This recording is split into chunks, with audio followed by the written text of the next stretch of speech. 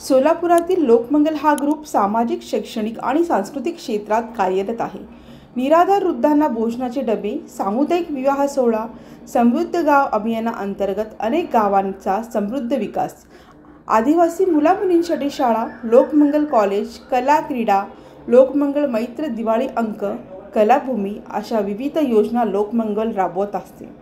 यंदाचे लोकमंगल राज्यस्तरीय साहित्य पुरस्कार जाहीर करण्यात आले.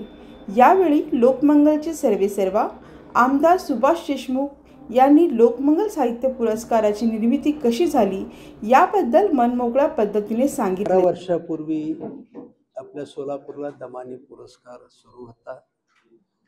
काही अडचणीमुळे थांबला आणि पहिला मी फोन घेतला रवी देशमुखचा. मी वाट पाहत होतो, रवी देशमुख दिसलेत कसे नाहीत, आणि मग माझ्या जी मनात असते की बरोबर घडत असतंय, आणि बरोबर रवी देशमुख आले. आणि रवी देशमुखनी मला पहिला फोन केला की दमानी पुरस्कार सोलापूरचे एक भूषण होते आणि आता कुठला तरी एक नव्यानं पुरस्कार सुरू झाला पाहिजे.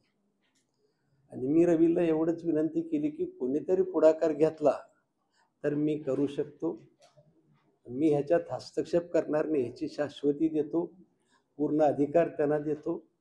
आणि सुदैवानं शोभा बोल्ली मॅडमने हा पुढाकार घेतला.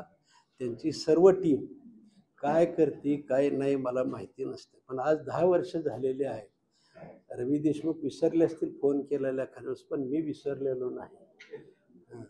आणि मग मी आज विचार केला की एक दशक संपलेलं आहे. एक पत्रकार बंधू म्हणून रवी देशमुखनं जरी मला एखादा साहित्य पुरस्कार द्यायला सांगितलं असला, सूचना केली असेल, तर आज अनेक पत्रकार भेटणार आहेत.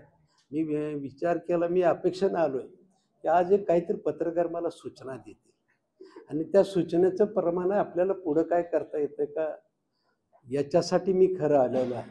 बाकी ह्या साहित्य पुरस्कार वगैरे परीक्षक सगळे बघतात, कुणाला देतात माहिती नाही, कोण आहे माहिती नसतं.